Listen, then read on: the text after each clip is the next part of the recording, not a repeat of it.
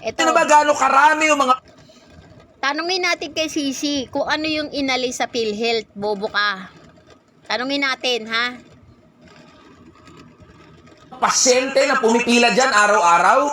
Alam nyo ba kung gaano kalimitado yung mga serbisyo na na-access ng mga pasyente dyan sa PhilHealth? Baka nga di nyo alam yan eh. Sure kami, hindi nyo alam yan. Kaya nga yan ang ginawa nyo. Prioritize nyo yung proyekto nyo. Oy, may budget ang PhilHealth. Hindi budget ang inalis sa PhilHealth. Meron silang 2025 allocation. Huwag kang pabebe dyan. Huwag kayo maniwala sa sinasabi ng sinungaling na taong to. Munggo utak nito. Lugaw ang mga sinasabi niya. Ito, tanungin natin kay Sisi kung totoo bang inalis ng ni Grace po, inalis ng ni Grace po yung budget ng PhilHealth, ha? Tanungin natin para itong munggong lugaw na to matignan natin kung sinungaling. Sinungaling to eh. Hindi inalis ang pondo ng PhilHealth. Ang inalis yung subsidy. Binigyan sila ng subsidy. Kasi ang laki na nga ng pondo nila, 600 billion. At patuloy pa rin silang naniningil sa mga tao pero hindi nila ginagastos. Yung naipon nila na mga siningil nila sa tao. Naka-hoarding. Tanungin natin kay Sisi, ha? Tanungin natin kay Sisi. Kaysa pondohan, Okay, tanungin natin si Sisi.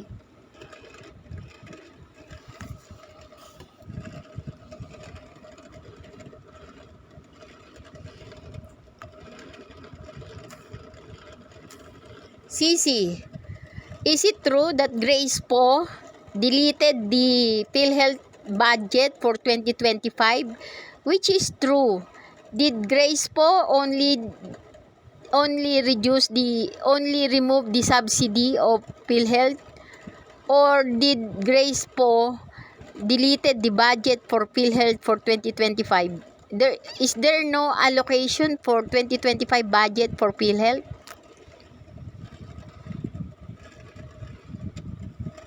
It is true that the Philippine Health Insurance Corporation will not receive a government subsidy in the proposed 2025 national budget. This decision was made by the Bicameral Conference Committee, which is composed of senators and congressmen, and was ratified by both chambers of Congress. Sen. Grace Poe, the chairperson of the Senate Finance Committee, explained that PhilHealth has a substantial reserve fund of P600 billion and should utilize these funds before receiving any government subsidy. O, kita mo? Ang sabi dito, ha? Tanda mo, is it true? It is true that PhilHealth Corporation will not receive a government subsidy in the proposed 2025 national budget. Government subsidy. What is government subsidy? Teka, anin muna natin.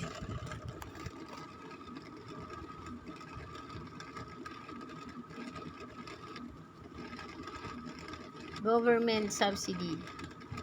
What is government subsidy?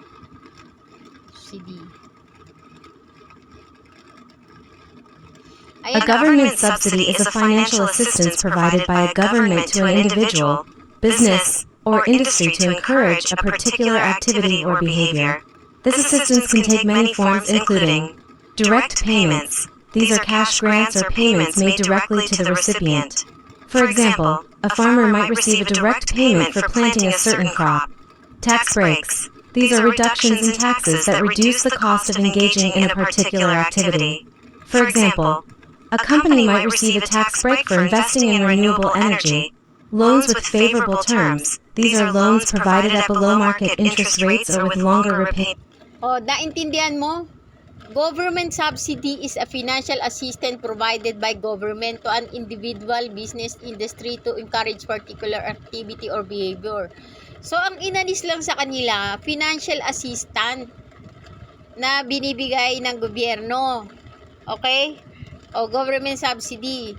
Katulad ng direct payment, tax break, loan or favorable terms, price support, government procurement. The purpose of government subsidy is to promote economic growth, support a specific industry, protect consumers, address market failures.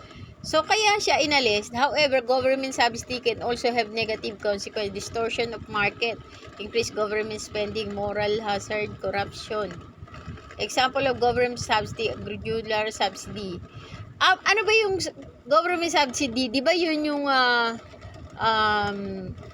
these are payment made to farmers to help them produce food and maintain their livelihood. These are payment. What is government subsidy to PhilHealth?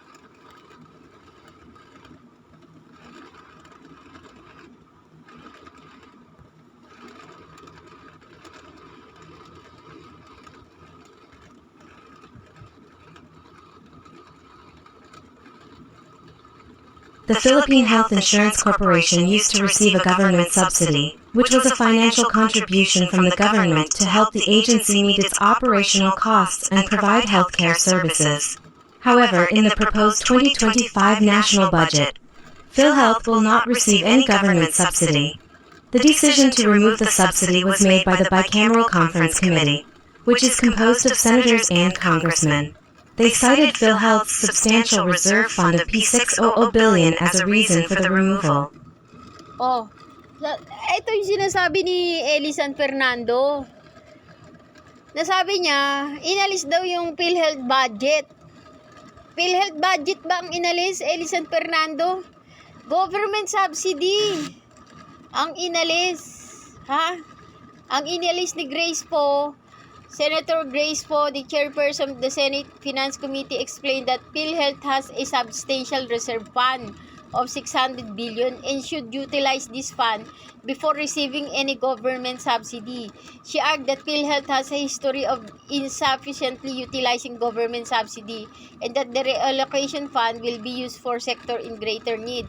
So yung ibibigay na government subsidy sa PhilHealth, ibibigay doon sa mga sektor na mas kailangan ng subsidy. Halimbawa, yung Philippine Agriculture, o di ba? Para magkaroon ng subsidy sa mga fertilizer, di ba? Ganun lang yun eh. Hindi na kailangan lang PhilHealth ng government subsidy. Ang ibig sabihin kasi ng government subsidy, assistant. Hindi na kailangan ng assistant ng PhilHealth kasi 600 billion yung kanilang pondo na hindi ginagalaw. 600 billion ang laki nun, 'di ba? Kaya hindi na kailangan ng PhilHealth ng subsidy. Ibig kasi sabihin ng subsidy, government subsidy, tulong pinansyal mula sa gobyerno. Tutulungan mo pa ba ang PhilHealth? Ang laki-laki na nga ng pondo, 600 billion. Bobo tong si Eli Santa Maria si Eli San Fernando eh. While PhilHealth will not receive subsidy, it will still have funding for its operational costs. Biruin mo, wala nga siyang tulong pinansyal, pero meron pa rin siyang budget para sa operational costs. Biruin mo, bobo tong napakasinungaling ng munggong utak na yun na Eli San Fernando, kayo maniniwala dyan. This means that PhilHealth will still be able to operate and provide services, but it will help to rely on its reserve fund to cover the cost of its program. The decision to remove the subsidy for PhilHealth has been met with mixed reaction. Some senators, like Senator Risa Hontiveros, believe that it is unfair and potentially unconstitutional to deny PhilHealth support, especially for those who cannot afford to pay their premium. Others, like Senator Francis Escudero, believe that it is a wake-up call for PhilHealth to improve the management and utilize its existing fund more efficiently. Parang wake-up call daw yun sa PhilHealth. Parang gamitin na nila yung natutulog nilang pondo na 600 billion. Ang gusto lang naman nila, Grace po at Chis Escudero, magising ang PhilHealth. Gamitin niya yung pondo niya na 600 billion para sa kapakinabangan ng mga tao. Bakit itinayo ang PhilHealth? Bakit ino-hoarding kasi ng PhilHealth yung pera niya? Ayaw niyang gastusin. Ayaw niyang gastusin sa kapakinabangan ng tao. Tinatago niya, hino-hoarding niya ang pera niya na 600 billion. Tapos patuloy pa rin siyang hingi ng premium o contribution sa mga tao. Dapat hindi na siya humihingi ng contribution sa mga tao kasi laki na ng pondo niya eh. Pero patuloy pa rin siyang humihingi. Ayaw niya tigilan ng mga tao, hingi pa rin siya ng hingi. Lumalaki yung pondo, ayaw niyang gastusin. Kaya yun ang gusto ni Chis Escudero na gamitin muna ng PhilHealth yung pondo niya sa mabuting paraan sa pagtulong sa mga tao. Kaya hindi siya muna binigyan ng financial assistant mula sa gobyerno. Itong si munggong utak lugaw na si Eli San Fernando, pinapalabas niya na wala daw binigay na budget. Zero budget daw ang PhilHealth. Zero budget ang PhilHealth. Di ibig sabihin, lugaw ang pinagsasabi nitong si Eli San Fernando. I-fact-check nyo yung mga pinagsasasabi niyan. Hindi totoo, puro kasinungalingan. Kayo maniwala dyan. Lugaw ang utak niyan, gamunggo. Munggo utak ng animal na yan. Sabi niya, sabi nga dito, while PhilHealth will not receive a subsidy, it will still have funding for its operational cost. May funding pa rin. May budget pa rin para sa operational cost. Napakasinungaling ng animal na yan. Nanggigigil ako sa animal na yan. The implication of this decision are still being debated. It is important to note that the decision to remove the subsidy for PhilHealth is based on the agency's current financial situation and its history of inefficiently utilizing government fund. Diba? Ang laki nga naman kasi ng pondo niya, 600 billion. At yun ang gusto ng mga Senate at saka mga congressman na i-utilize nila. Hindi marunong maintindi. Huwag kayo maniniwala dyan kay Eli Fernando, buang yan, animal yan. Yung PhilHealth. Tapos ano nga asahan namin? Pag nagkandaletse-letse yung kalusugan namin, guarantee letter? Bobo, alam mo, kung magkasakit ka man at isa kang manggagawa, merong tulong pinansyal ang kumpanya. Ha? Bukod sa PhilHealth, may kumpanya ka pa. Bukod sa kumpanya, meron ka pang SSS, buang. Tanga. Imposible pag nagkasakit ka, wala kang SSS na tatakbuhan. Imposible na pag nagkasakit ka, wala kang tulong na makukuha sa kumpanya. PhilHealth lang ba? PhilHealth lang ang nagbibigay sa'yo ng tulong, bobo. Gamunggo utak mo, PhilHealth lang ba? Ang pwedeng kuhaan? May 5-6 din kung mahirap ka. Pwede ka umutang sa Bombay muna. Diba? Ako utak nito eh. Hindi inalisan ng pondo ang PhilHealth. May operational funding pa rin sila. Ang inalis lang sa kanila, subsidy, dahil napakalaki na nga ng pera ng PhilHealth. 600 billion. Paulit-ulit akong hindi maintindihan. Wala sa mga opisina nyo? Kayo na naman yung super hit. Naninira ka lang eh. Okay, naninira lang to. Yung bunganga nga, naku, sarap aramalaitin ng bunganga mo. Kaya maniniwala, sinungaling yan, munggo utak niyan, lugaw ang sinasabi niyan. Lugaw, sa totoo lang, lugaw. Pero kayo na naman yung mababait, putang ina nyo pala eh. O, ayan, Gusto nyo na naman na magkaroon kami ng utang na loob sa inyo. Mga boss, kung makamura, wagas, diba? Utang inin niyo eh. Ganyan-ganyan siya. Kanito nagmana, doon sa, sa poon niya na si Dutae. ito yung issue na dapat nangingialam at nagsasalita na tayong lahat. Buhay at Ang gusto nito, magkaroon ng ng kaguluhan. Magkaroon ng civil war, kaya lagi niya pinapainit ang tumbong ng mga Pilipino. Gusto niya magkaroon ng civil war, magkagulo na sa Pilipinas. Ang tanong, Pilipino ba ang dugo nito? Hindi, inchik to. Gusto niya guluhin ng mga Pilipino, huwag kayong maniwala dito. Ginugulo niya ang Pilipino, ang utak ng Pilipino, pinapaaklas niya laban kay PBBM. Ito ang isa sa tanim ng China na nanggugulo sa internal affairs ng Pilipinas. Dapat ito patalsikin to pabalik ng China. Ginugulo niya ang internal affairs ng Pilipinas.